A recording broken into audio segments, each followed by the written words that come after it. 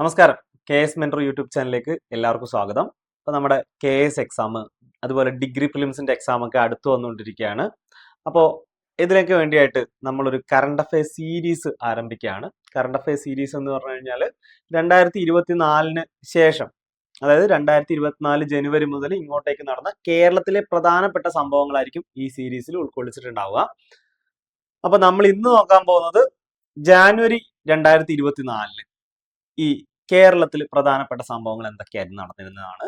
അപ്പോൾ K S degree prelims ഒക്കെ prepare ചെയ്യുന്ന നിങ്ങളുടെ സുഹൃത്തുക്കൾ ഉണ്ടെങ്കിൽ അവർക്ക് കൂടി ഈ വീഡിയോ ഒന്ന് ഷെയർ ചെയ്ത് കൊടുക്കാൻ വേണ്ടി ശ്രമിക്കാം. അപ്പോൾ നമുക്ക് നേരെ ക്ലാസ്സിലേക്ക് പോകാം.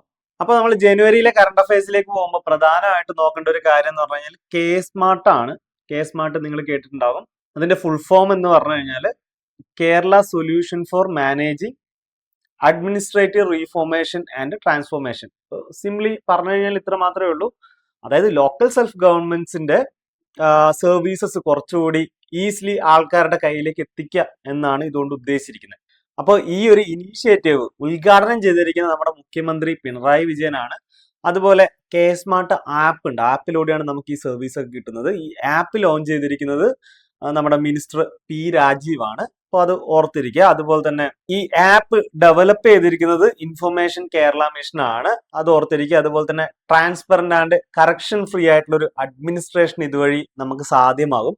കാരണം നിങ്ങൾക്ക് തന്നെ ആലോചിച്ചാൽ മനസ്സിലാകും, നമുക്ക് എന്ത് ചെയ്യേണ്ട, ഈ ഓൺലൈൻ ആയിട്ടുള്ള ആപ്ലിക്കേഷൻ സമർപ്പിക്കുക. അതുപോലെ തന്നെ ഈ സർവീസസ് എല്ലാം നമുക്ക് ഇങ്ങനെയാണ് കിട്ടുന്നത്. നമ്മളൊരു ആപ്ലിക്കേഷൻ സമർപ്പിക്കുന്നു ഓൺലൈനായിട്ട്, അതിനുള്ള ഡെലിവറബിൾസ് എല്ലാം ആ ഒരു സൈഡിൽ നിന്ന് തന്നെ കിട്ടുന്നു. അങ്ങനെ ആവുകയാണെങ്കിൽ നമുക്ക് ഓഫീസിലേക്ക് പോകേണ്ട ആവശ്യമില്ല. ഇങ്ങനെയുള്ള ഇപ്പൊ നമുക്ക് കെ എസിലൊക്കെ ഒരു മെയിൻസ് ടൈപ്പ് ക്വസ്റ്റ്യൻ വരുവാണെങ്കിൽ ഇത് അഡ്വാൻറ്റേജ് എന്താണെന്ന് ചോദിക്കുവാണെങ്കിൽ നമുക്ക് എഴുതാൻ വേണ്ടിയിട്ട് പറ്റുന്ന ഒരു ഭാഗം കൂടിയാണ്. അപ്പൊ അതുപോലെ നോക്കുവാണെങ്കിൽ ഇതിൽ എന്തൊക്കെ സർവീസസ് ആണ് പ്രധാനമായിട്ട് കിട്ടുന്നത് എന്നുള്ളത് നമുക്ക് നോക്കാം. അതായത് സിവിൽ രജിസ്ട്രേഷൻ എന്ന് പറഞ്ഞു കഴിഞ്ഞാൽ ഒരാള് ജനനം മുതൽ മരണം വരെ സംഭവിക്കുന്ന പല കാര്യങ്ങളും, അതായത് ബർത്ത് ഉണ്ടാകും, അതുപോലെ മാരേജ് രജിസ്ട്രേഷൻ, മാരേജ് സർട്ടിഫിക്കറ്റ് നമുക്ക് വേണം, അതുപോലെ ഡെത്ത് സർട്ടിഫിക്കറ്റ്, ഈ കാര്യങ്ങളെല്ലാം ഈ ഒരു ആപ്പിലൂടെ തന്നെ നമുക്ക് കിട്ടുന്നതാണ്. അതുപോലെ തന്നെ ലൈസൻസ്, ട്രേഡിന്റെ ലൈസൻസ്, അത് ഇൻഡസ്ട്രീസിന്റെ ലൈസൻസ്, അതുപോലെ പ്രോപ്പർട്ടി ടാക്സ്, അങ്ങനെ നിരവധിയായിട്ടുള്ള ഈ പബ്ലിക് ഗ്രീവൻസ് റിഡ്രസൽ, ഇതെല്ലാം ഇതിനകത്ത് ഉൾപ്പെടുത്തിയിട്ടുണ്ട്. ബിൽഡിംഗ് പെർമിഷൻ, ഈ കാര്യങ്ങളൊക്കെ ശ്രദ്ധിക്കുക. ഏതൊക്കെയാണ് കെ സ്മാർട്ടിലൂടെ നമുക്ക് ലഭിക്കുന്ന സർവീസസ് എന്നുള്ളത്. അതുപോലെ തന്നെ ഇതിന്റെ കൂടെ പറയാനുള്ള ഒരു കാര്യം എന്ന് പറഞ്ഞു കഴിഞ്ഞാൽ നമ്മുടെ പോലീസ് സ്റ്റേഷൻ, അതുപോലെ കോടതികൾ, ഇങ്ങനെയുള്ള സ്ഥാപനങ്ങൾക്കെല്ലാം പഞ്ചായത്തിന് റിപ്പോർട്ട് സമർപ്പിക്കണമെങ്കിലും ഈ ഒരു ആപ്പിലൂടെ സാധ്യമാകുന്നതാണ്. അതുപോലെ തന്നെ ഓർത്തിരിക്കേണ്ട പ്രധാനപ്പെട്ട ഒരു കാര്യം എന്ന് പറഞ്ഞു കഴിഞ്ഞാൽ ആദ്യമായിട്ട് ഒരു ബിൽഡിംഗ് പെർമിറ്റ് ഇഷ്യൂ ചെയ്യുന്നത്, അതായത് കെ സ്മാർട്ട് ആപ്പിലൂടെ ആദ്യമായിട്ട് ഒരു ബിൽഡിംഗ് പെർമിറ്റ് ഇഷ്യൂ ചെയ്യുന്നത് അത് നമ്മുടെ കോഴിക്കോട് കോർപ്പറേഷൻ ആണ്. ഓർത്തിരിക്കാൻ മറക്കരുത്. അപ്പൊ അടുത്തതാണ് മിഷൻ 1000. അതായത് കേരളത്തിലെ MSME സെക്ടറിനെ ഒന്ന് ഉയർത്തിയെടുക്കുക എന്നുള്ളൊരു ഉദ്ദേശത്തോടെ തുടങ്ങിയിരിക്കുന്ന ഒരു സ്കീമാണ്. MSME കുറിച്ചൊക്കെ പറയുകയാണെങ്കിൽ നിങ്ങൾക്ക് അറിയാം, നമ്മുടെ സെക്രട്ടേറിയറ്റ് അസിസ്റ്റന്റിന്റെ മെയിൻസ് പേപ്പറിലൊക്കെ ഒരു ടോപ്പിക്കാണ് MSME എന്ന് പറയുന്നത്. അപ്പൊ ഈ ഒരു ഭാഗത്ത് നിന്ന് ക്വസ്റ്റ്യൻസ് വരാൻ സാധ്യതയുള്ളതാണ്. അതുപോലെ തന്നെ കെ എസിനെ സംബന്ധിച്ചിടത്തോളം വളരെ ഇമ്പോർട്ടന്റ് ആയിട്ടുള്ള ഒരു ടോപ്പിക് കൂടിയാണ്.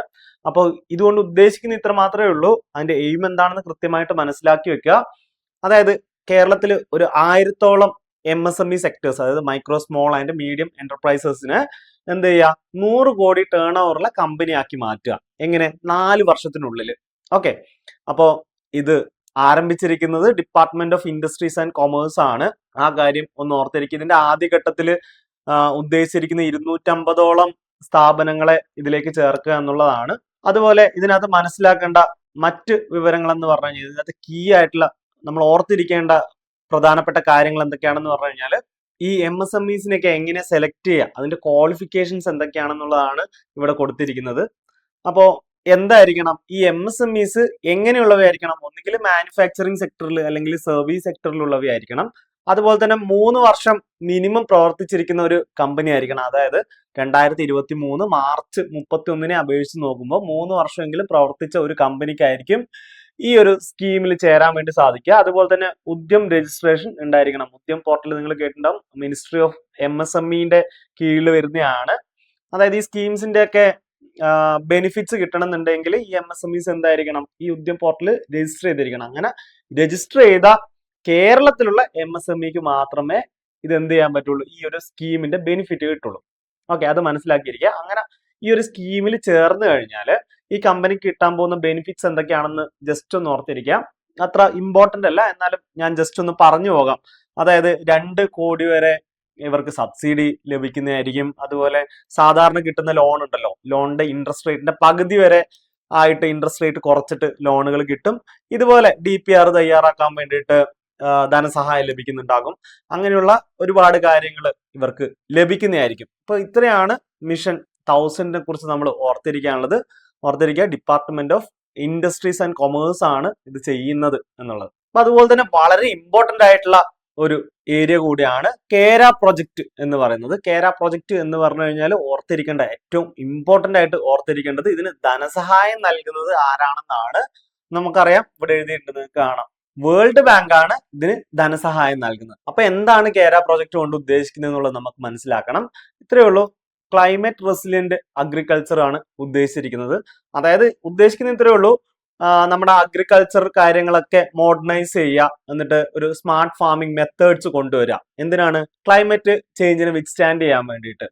അപ്പോൾ ഈ ഒരു പ്രൊജക്ട് വഴി ഏറ്റവും കൂടുതൽ ബെനിഫിറ്റ് ഉണ്ടാകാൻ പോകുന്നത് ഇപ്പൊ കേരളത്തിൽ നടക്കുന്നതാണല്ലോ, റൈസ് കൾട്ടിവേറ്റേഴ്സിനാണ്. നിങ്ങൾക്കറിയാം, ഒരുപാട് വെള്ളമൊക്കെ ആവശ്യമുള്ള ഒരു കൃഷിയാണ് നെൽകൃഷി എന്ന് പറയുന്നത്. അപ്പോൾ ഒരു ഇംപ്രൂവ്ഡ് ഇറിഗേഷൻ, അതുപോലെ ഫെർട്ടിലൈസേഷൻ ടെക്നിക്സ് ഒക്കെയാണ് ഇവിടെ ഉപയോഗിക്കുന്നത്. അപ്പൊ ഈ പ്രൊജക്ടിന്റെ കീ ഫീച്ചേഴ്സ് എന്തൊക്കെയാണെന്നുള്ളത് നമുക്ക് നോക്കാം. ഒന്നാമത്തെ കാര്യം എന്ന് പറയുന്നത് ക്ലൈമറ്റ് റെസിലിയന്റ് ഫാമിംഗ്. നമ്മൾ തുടക്കത്തിൽ തന്നെ പറഞ്ഞായിരുന്നു. അതായത് ഫാമിംഗ് മെത്തേഡ്സ് ഇംപ്രൂവ് ചെയ്യുക, അതുപോലെ ക്ലൈമറ്റിന് വിത്ത്സ്റ്റാൻഡ് ചെയ്യുക എന്നുള്ളത് ഉദ്ദേശിച്ചുകൊണ്ടാണ് ഒന്നാമത്തെ കാര്യം പറഞ്ഞിരിക്കുന്നത്. രണ്ടാമത്താണ് വാല്യൂ ആഡഡ് പ്രൊഡക്ട്സ് എന്ന് പറഞ്ഞിട്ട്. അതായത് ഉദ്ദേശിക്കുന്ന ഇത്രയേ ഉള്ളൂ, നമ്മുടെ പ്രോഡക്ട്സ് ഉണ്ടാക്കില്ല, അഗ്രി ബേസ്ഡ് പ്രോഡക്ട്സ് ഉണ്ടാക്കില്ല, ഇതിനെ നമുക്ക് കൃത്യമായിട്ട് മാർക്കറ്റിലേക്ക് എത്തിക്കാൻ വേണ്ടിയിട്ട് പറ്റണം. അതായത് ഈ വാല്യൂ ആഡഡ് പ്രോഡക്ട്സ് ഉണ്ടായി കഴിഞ്ഞാൽ ഇതിനെ കൃത്യമായിട്ട് മാർക്കറ്റിൽ എത്തിക്കണം. വാല്യൂ ആഡഡ് പ്രോഡക്ട്സിന്റെ കൂടെ മാർക്കറ്റ് ഇന്റർവെൻഷൻ കൂടിയാണ് ഇവിടെ ഉദ്ദേശിച്ചിരിക്കുന്നത്. ഇവരെ കൃത്യമായിട്ട്, അതായത് ഫാമേഴ്സ് പ്രൊഡ്യൂസേഴ്സ് ഓർഗനൈസേഷൻസ് ഒക്കെ ഉണ്ട്, ഇവരെയൊക്കെ ഉൾപ്പെടുത്തിക്കൊണ്ട് കൃത്യമായി മാർക്കറ്റിലേക്ക് എത്തിക്കുക എന്നുള്ളത് കൂടി ഒരു മിഷനാണ് ഇതിന്റെ. അടുത്താണ് സപ്പോർട്ട് ഫോർ അഗ്രി ബിസിനസ്സസ് എന്ന് പറയുന്നത്. അതായത് ഫിനാൻഷ്യലായിട്ടും ടെക്നിക്കലായിട്ടും ഈ സ്മോൾ ആൻഡ് മീഡിയം, അതായത് MSME സെക്ടറിലുള്ള അഗ്രി ബേസ്ഡ് MSME സെക്ടേഴ്സിലുള്ള കമ്പനികൾക്ക് ധനസഹായം നൽകുക എന്ന് പറയുന്നത്. അതായത് ലോൺസ് കൊടുക്കുക, ഇതുപോലുള്ള കാര്യങ്ങൾ നൽകുക എന്നുള്ളത് ഇതിന്റെ ഒരു പ്രധാനപ്പെട്ട ഒരു മിഷനാണ്. അടുത്താണ് പ്രൊജക്ട് മാനേജ്മെന്റ് എന്ന് പറയുന്നത്. അതായത് ഇത് എഫിഷ്യന്റ് ആയിട്ട് വർക്ക് ചെയ്യുന്നുണ്ടോ എന്നുകൂടി ചെക്ക് ചെയ്യുന്നുണ്ട്. അപ്പോൾ ഇത്രയും മനസ്സിലാക്കിയിരിക്കുക. അടുത്തതാണ് നമ്മൾ നോക്കുന്നത് സ്വാമി ആനന്ദ തീർത്ഥ. ഇപ്പൊ നിങ്ങൾക്ക് എല്ലാവർക്കും അറിയുന്നുണ്ടാവും, PSC ഒക്കെ നിങ്ങൾ പ്രിപ്പയർ ചെയ്തുകൊണ്ടിരിക്കുന്ന ആളാണെങ്കിൽ എന്തായാലും മറക്കാൻ ചാൻസ് ഇല്ലാത്ത, നിങ്ങൾക്ക് എന്തായാലും എവിടെയെങ്കിലും ക്വസ്റ്റ്യൻ പേപ്പറിൽ എവിടെയെങ്കിലും കണ്ടിട്ടുള്ള ഒരാളായിരിക്കും ആനന്ദ തീർത്ഥൻ എന്ന് പറയുന്നത്. അപ്പോ കഴിഞ്ഞ 2024 ജനുവരിയിൽ അദ്ദേഹത്തിന്റെ 119ാം പിറന്നാളായിരുന്നു. അപ്പോൾ സ്വാമി ആനന്ദ തീർത്ഥനെ കുറിച്ച് പറയുന്ന സമയത്ത് നമ്മൾ ഓർത്തിരിക്കേണ്ട കുറച്ച് കാര്യങ്ങൾ എന്ന് പറഞ്ഞു കഴിഞ്ഞാൽ 1905 അദ്ദേഹം ജനിക്കുന്നത്. 1987 അദ്ദേഹം മരിക്കുകയാണ്. അപ്പോ അദ്ദേഹത്തെ കുറിച്ച് പറയുകയാണെങ്കിൽ നമ്മുടെ ശ്രീനാരായണ ഗുരുവിന്റെ കൂടെ ചേർന്ന് പ്രവർത്തിച്ച ഒരു വ്യക്തിത്വമാണ്. അതായത് ജാതി ഉന്മൂലനത്തിന് വേണ്ടിയിട്ടും അതുപോലെ ദളിത്സിന്റെ ഉന്നമനത്തിന് വേണ്ടിയിട്ടൊക്കെ പ്രവർത്തിച്ച ഒരു വ്യക്തിയാണ് സ്വാമി ആനന്ദ തീർത്ഥ എന്ന് പറയുന്നത്. അദ്ദേഹത്തിന്റെ പ്രവർത്തനങ്ങൾ നോക്കിക്കഴിഞ്ഞാൽ 1931 പയ്യന്നൂര് ഒരു ശ്രീനാരായണ സ്കൂള് സ്ഥാപിക്കുന്നുണ്ട് അദ്ദേഹം. അതുപോലെ തന്നെ നിങ്ങൾ നോക്കുകയാണെങ്കിൽ ഏറ്റവും ഇമ്പോർട്ടന്റ് ആയിട്ടുള്ള ഒരു കാര്യം എന്ന് പറഞ്ഞു കഴിഞ്ഞാൽ ജാതിനാശിനി സഭ. ഓക്കെ, ജാതിനാശിനി സഭ എന്തിനു വേണ്ടിയിട്ടാണ്? ഇന്റർ കാസ്റ്റ് മാരേജ് പ്രൊമോട്ട് ചെയ്യാൻ വേണ്ടിയിട്ടാണ്. ഓർത്തിരിക്കുക, ഇന്റർ കാസ്റ്റ് മാരേജ് പ്രൊമോട്ട് ചെയ്യാൻ വേണ്ടിയിട്ട് 1933 സ്വാമി ആനന്ദ തീർത്ഥന്റെ നേതൃത്വത്തിൽ നിലവിൽ വന്ന ഒരു സ്ഥാപനം അല്ലെങ്കിൽ ഒരു സഭയാണ് എന്ത്, ജാതിനാശിനി സഭ എന്ന് പറയുന്നത്. അദ്ദേഹം നമ്മൾ നേരത്തെ പറഞ്ഞു 1987 മരിച്ചു. ഇനി അതുപോലെ ഇവിടെ ഓർത്തിരിക്കേണ്ട മറ്റൊരു കാര്യം എന്ന് പറഞ്ഞു കഴിഞ്ഞാൽ ആദ്യത്തെ സ്വാമി ആനന്ദ തീർത്ഥ അവാർഡ് ആർക്കാണ് കിട്ടിയെന്നുള്ളതാണ്. നിങ്ങൾക്കറിയാം, പെരുമാൾ മുരുകൻ അദ്ദേഹത്തിനാണ് ആദ്യത്തെ സ്വാമി ആനന്ദ തീർത്ഥ അവാർഡ് ലഭിച്ചിരിക്കുന്നത്. അതൊന്ന് ഓർത്തു വെച്ചിരിക്കുക. ചോദിക്കാൻ ഏറെ ചാൻസ് ഉള്ള ഒരു ഏരിയ കൂടിയാണ്. അപ്പൊ നമുക്ക് എന്ത് ചെയ്യാം, അടുത്ത ഭാഗത്തേക്ക് പോവാം. അടുത്ത ഭാഗത്ത് പറഞ്ഞിരിക്കുന്ന നമ്മുടെ ടെക്നോളജി ആയിട്ട് റിലേറ്റ് ചെയ്തിട്ട് കേരളത്തിൽ നടന്നിരിക്കുന്ന പ്രധാന സംഭവങ്ങളാണ്. ആദ്യത്തെയാണ് എലീന എന്ന് പറയുന്ന ഒരു റോബോട്ട്. നിങ്ങൾ ശ്രദ്ധിച്ചിട്ടുണ്ടാവും, കോട്ടയത്തുള്ള എലിക്കുളം ഗ്രാമപഞ്ചായത്തില് വിസിറ്റേഴ്സിനെ അഡ്രസ് ചെയ്യാൻ വേണ്ടിയിട്ട് ഒരു റോബോട്ടിനെ വെച്ചിട്ടുണ്ടായിരുന്നു. ഏതായിരുന്നു? എലിക്കുളം ഗ്രാമപഞ്ചായത്ത്. എലിക്കുളം ഗ്രാമപഞ്ചായത്ത് ഓർത്തിരിക്കുക. എലീന എന്നാണ് ആ റോബോട്ടിന്റെ പേര്. കോട്ടയത്താണ്. അതുപോലെ തന്നെ കേരളത്തിൽ ആദ്യമായിട്ടാണ് ഒരു ലോക്കൽ സെൽഫ് ഗവൺമെന്റ് ഈ ഒരു കാര്യം ചെയ്യുന്നത് എന്നുകൂടി ഓർത്തു വെച്ചിരിക്കാം. അതുപോലെ തന്നെ ഒരു പബ്ലിക് സെക്ടർ ഹോസ്പിറ്റലിൽ ആദ്യമായിട്ട് ഒരു റോബോട്ടിക് സർജറി യൂണിറ്റ് ഇൻസ്റ്റാൾ ചെയ്യുന്നത് നമ്മുടെ തിരുവനന്തപുരത്തെ RCCയിലാണ്, റീജിയണൽ ക്യാൻസർ സെന്ററിലാണ്, ഓർത്തിരിക്കുക. അതുപോലെ തന്നെ ഡിജിറ്റൽ ലിറ്ററസിയുടെ കാര്യം ഇപ്പോൾ എല്ലാവരും കേട്ടിട്ടുണ്ടാവും. നമ്മുടെ കൊട്ടാരക്കര മുനിസിപ്പാലിറ്റി ആണ് ആദ്യമായിട്ട്, ഇന്ത്യയിൽ ആദ്യമായിട്ട് ഡിജിറ്റൽ ലിറ്ററസി അച്ചീവ് ചെയ്യുന്ന മുനിസിപ്പാലിറ്റി എന്ന് പറയുന്നത്. ഓർത്തിരിക്കുക, വളരെ ഇമ്പോർട്ടന്റ് ആണ്. ഇതെല്ലാം ചോദ്യങ്ങളായിട്ട് നിങ്ങളുടെ അടുത്ത വരുന്ന എക്സാംസിന് ഒരു വളരെ ഇമ്പോർട്ടന്റ് ആയിട്ട് വരാൻ ചാൻസ് ഉള്ള ഒരു ടോപ്പിക് കൂടിയാണ് ഇതൊക്കെ. അതുപോലെ തന്നെ ഓർത്തിരിക്കേണ്ട ഒരു കാര്യം എന്ന് പറഞ്ഞു കഴിഞ്ഞാൽ ഫസ്റ്റ് ഡിസ്ട്രിക്ട് ഡെവലപ്മെന്റ് സെന്റർ എവിടെയാണ് സ്ഥാപിച്ചത്? പാപ്പനംകോടാണ്. തിരുവനന്തപുരത്ത് പാപ്പനംകോടാണ്. അപ്പൊ ഇത് ഉദ്ഘാടനം ചെയ്തിരിക്കുന്നത് നമ്മുടെ ലേബർ മിനിസ്റ്റർ ആയിട്ടുള്ള വി ശിവൻകുട്ടിയാണ്. അപ്പൊ ഇത് വരുന്നത് Kerala academy four skill and excellence എന്ന് പറയുന്ന KASCയുടെ അണ്ടറിലാണ്. അതുപോലെ തന്നെ അപ്പൊ ഈ സ്കീം കൊണ്ട് എന്താണ് ഉദ്ദേശിച്ചിരിക്കുന്നത്? അതായത് കേരളത്തിലെ യൂത്തിന് സ്കിൽ ട്രെയിനിങ്സ് കൊടുക്കുക എന്നുള്ളതാണ്. അപ്പൊ സ്കിൽ ട്രെയിനിങ്സ് കിട്ടിക്കഴിഞ്ഞാൽ എന്തായിരിക്കും സംഭവിക്കുക? അതായത് നമുക്ക് ഒരുപാട് സ്കിൽഡ് ലേബേഴ്സ് ഉണ്ടാകും, സ്വാഭാവികമായിട്ടും നമ്മുടെ എക്കണോമി ബൂസ്റ്റ് ചെയ്യും.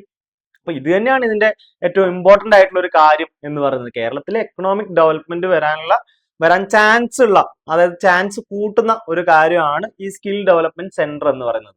ഓക്കെ, ഇനി ഇതിനകത്ത് ഇമ്പോർട്ടന്റ് ആയിട്ട് എന്തൊക്കെയാണ് ലഭിക്കുന്നത് എന്നുള്ളത് നമ്മൾ തുടക്കത്തിൽ പറഞ്ഞ പോലെ തന്നെ സ്കിൽ ട്രെയിനിങ് ലഭിക്കുന്നതായിരിക്കും. അതുപോലെ തന്നെ ഇതിന്റെ ഭാഗമായിട്ട് ജോബ് പ്ലേസ്മെന്റ്സ് ഉണ്ടാകും. സ്കിൽഡ് ഇൻഡിവിജ്വൽസിന് ജോബ് പ്ലേസ്മെന്റ് ഉണ്ടാകും. അതായത് ഇവർക്ക് ട്രെയിനിങ് കൊടുക്കുന്നത് തന്നെ ഒരു ഇൻഡസ്ട്രി ഒക്കെ ആയിട്ട് കൊളാബറേറ്റ് ചെയ്തിട്ടൊക്കെ ആയിരിക്കും. അപ്പൊ ഈ കാര്യങ്ങളൊക്കെ ഒന്ന് മനസ്സിലാക്കി വെക്കുക. അത് ഞാൻ പ്രത്യേകിച്ച് പറയണം എന്നൊന്നുമില്ല, അല്ലാതെ തന്നെ നിങ്ങൾക്ക് ഈ ഒരു ട്രെയിനിങ് എന്ന് പറയുമ്പോൾ തന്നെ ഇതൊക്കെ ആയിരിക്കും വരാൻ സാധ്യതയുള്ളതെന്ന് മനസ്സിലാക്കാവുന്നതാണ്. ഇനി അടുത്തതാണ് national Musqan certificate for Kozhikode medical college. അതായത് എന്താണ് മസ്കാൻ സർട്ടിഫിക്കറ്റ്? അതൊന്ന് നമുക്ക് മനസ്സിലാക്കണം. അതായത് ഇത്രയേ ഉള്ളൂ, ചൈൽഡ് ഫ്രണ്ട്ലി ഒരു എൻവയോൺമെന്റ് ക്രിയേറ്റ് ചെയ്യുന്ന ഹോസ്പിറ്റലുകൾക്ക്, അതായത് പബ്ലിക് സെക്ടറിലുള്ള ഹോസ്പിറ്റലുകൾക്ക് നൽകുന്ന ഒരു സർട്ടിഫിക്കറ്റ് ആണ് മസ്കാൻ സർട്ടിഫിക്കറ്റ് എന്നുള്ളത് മനസ്സിലാക്കി വെക്കുക. അപ്പോൾ എന്താണ് ഇതുകൊണ്ട് ഉദ്ദേശിക്കുന്നത്, ഈ ഒരു സർട്ടിഫിക്കറ്റ് ലഭിക്കുന്നതുകൊണ്ട് ഉദ്ദേശിക്കുന്നത് നോക്കാം നമുക്ക്. അത് ക്വാളിറ്റി സർവീസസ് നമുക്ക് കൊടുക്കാൻ വേണ്ടിയിട്ട് പറ്റണം. അതായത് ഈ കുട്ടികൾക്ക്, അതായത് ബേബി ഫ്രണ്ട്ലി ആയിട്ടുള്ള സർവീസസ് നമുക്ക് ഇവിടെ കൊടുക്കാൻ വേണ്ടിയിട്ട് പറ്റണം. അതുപോലെ റെഡ്യൂസ് മോബിഡിറ്റി, അതായത് രോഗങ്ങൾ വരാതിരിക്കുക, അങ്ങനെയുള്ള കാര്യങ്ങൾ നോക്കുന്നത്. അതുപോലെ തന്നെ ചൈൽഡ് മോർട്ടാലിറ്റി ഒക്കെ കുറക്കാൻ വേണ്ടിയിട്ട് ശ്രമിക്കുക എന്നുള്ളത്. ഇതൊക്കെയാണ് മസ്കാൻ സർട്ടിഫിക്കറ്റ് ആയിട്ട് ബന്ധപ്പെട്ട് ഇമ്പോർട്ടന്റ് ആയിട്ടുള്ള കാര്യങ്ങൾ എന്നുള്ളത്. അപ്പോൾ ഇതൊക്കെയാണ് നമ്മൾ ഇന്ന് നോക്കുന്ന പ്രധാനപ്പെട്ട 2024 ജനുവരിയിൽ നടന്നിട്ടുള്ള പ്രധാനപ്പെട്ട ഇവന്റ്സ് എന്ന് പറയുന്നത്. എല്ലാവരും ഓർത്തു വെച്ചിരിക്കുക. അതുപോലെ തന്നെ ഈ എക്സാംസ് ഒക്കെ പ്രിപ്പയർ ചെയ്യുന്ന നിങ്ങളുടെ സുഹൃത്തുക്കളിലേക്ക് കൂടി ഷെയർ ചെയ്ത് കൊടുക്കാൻ വേണ്ടി ശ്രമിക്കുക. അപ്പോൾ ഇതിന്റെ കൂടെ ഒരു കാര്യം കൂടി പറയാണ്, KS മെന്ററിൽ KS ബാച്ചുകൾ ആരംഭിച്ചിട്ടുണ്ട്. നിങ്ങൾ ഇതുവരെ ജോയിൻ ചെയ്തിട്ടില്ലെങ്കിൽ ജോയിൻ ചെയ്യാൻ വേണ്ടി ശ്രമിക്കാം. നിങ്ങൾ UPSC പ്രിപ്പയർ ചെയ്യുന്നവരാണെങ്കിൽ KS ബ്രിഡ്ജ് കോഴ്സും അവൈലബിൾ ആണ്. അപ്പൊ നിങ്ങൾക്ക് വീഡിയോ ഇഷ്ടമായെങ്കിൽ ലൈക്ക് ചെയ്യുക, അതുപോലെ തന്നെ സബ്സ്ക്രൈബ് ചെയ്യുക. താങ്ക്